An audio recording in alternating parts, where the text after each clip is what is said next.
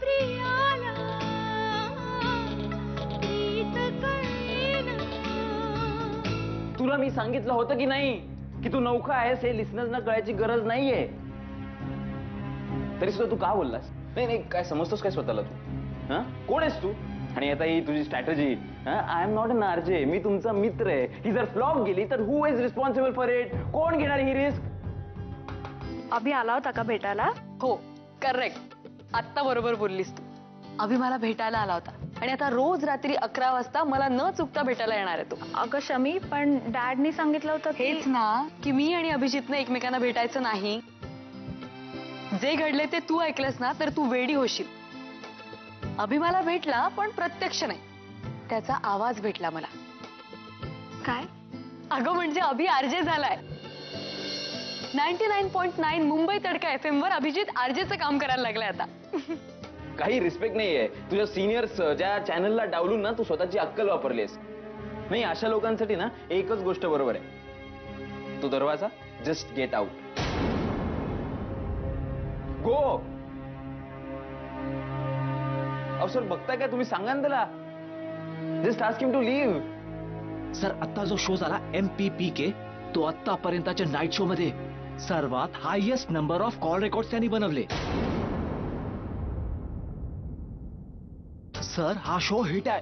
Callers वेडे झाले आहेत. इतके कॉल्स, मेल्स पाठवतायत. आपल्या यापूर्वीच्या कुठल्याही शोने असं रेकॉर्ड नाही बनवलं. ओ माय गॉड, इतके कॉल जर रोज येणार असतील तर तू तुला पाहिजे ते कर, वाटेल ते बोल. The show is yours. थोडा अभ्यास करायचा, पुस्तकं वाचायचे. आता कसली पुस्तकं वाचतोय आणि अभ्यास करतोय? पुरे झाला आता. आई, शेअर मार्केटचा अभ्यास सुरू केलाय मी. शेअर मार्केटमध्ये गुंतवणूक कुठे करावी, कशी करावी याचे सल्ले देणारे तज्ज्ञ असतात. आता मी नवीन असल्याने मला काहीच कल्पना नाहीये, त्यामुळे विपुलकडून सल्ला घेतोय. आता मी नुकतीच सुरुवात केल्यानं मला तेवढ्याची कल्पना नाहीये, माहिती नाहीये, म्हणून जरा पुस्तकं वाचून माहिती गोळा करतोय. कारण नसताना माझ्या नातवावर एवढं अपेक्षांचं ओझं लादलंय. त्याला स्वतःला सिद्ध काय करावं लागतंय, पैसे काय कमावून आणावे लागतायत.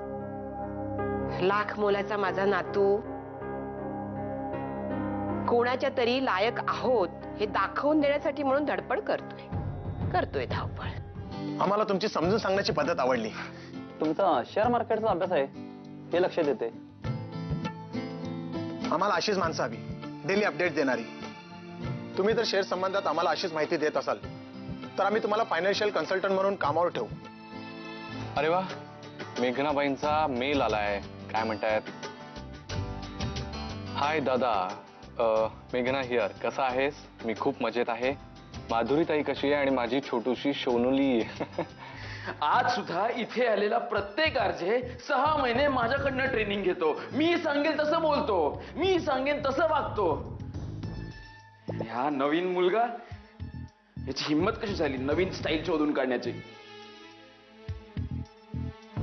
नाही, मी याला दाखवून देईन मी कोण येते. एका रात्रीत स्टार झालास काय? आता एका रात्रीत बेकारही बनवता येऊ शकतं.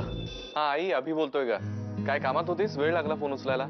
अरे बाजारात आले होते जरा, आणि तू एवढ्या कौतुकाने दिलायस रे फोन, पण एकदम गोंधळल्यासारखं होतं रे. बेल वाजली ते आपल्याच फोनची वाजते हे पण कळत नाही. फोन कशाला केला होतास? काय नाही, म्हटलं तुमच्या लाडक्या लेकीनं ईमेल केलाय, म्हटलं तुला कळवावं. मेघनाचा? हो. बरं झालं बाबा, म्हणजे इतकी काळजी होती ना तिची. इतके दिवस काही फोन नाही, पत्र नाही, गंगेत धोरण आलं म्हणायचं. काही काळजी करू नकोस तिची. रंगून वर्णन केलेत अमेरिकेची. तिला म्हटलं फोटो पाठव, तर मला म्हणे तूच आधी बाळाचे पाठव आपल्या माधुरीच्या. मोठा आहेस ना तू, मग आधी तू पाठवायला पाहिजे. आज रात्री घरी आलो की मला आठवण करून देशील. तिला फोटोज मेल करतो सगळे. ओके? हो. बरं चल, मी आता कामात आहे, करतो नंतर. ओके? बरं नीट वेळेवर डबा खा रे. हो आई, बाय.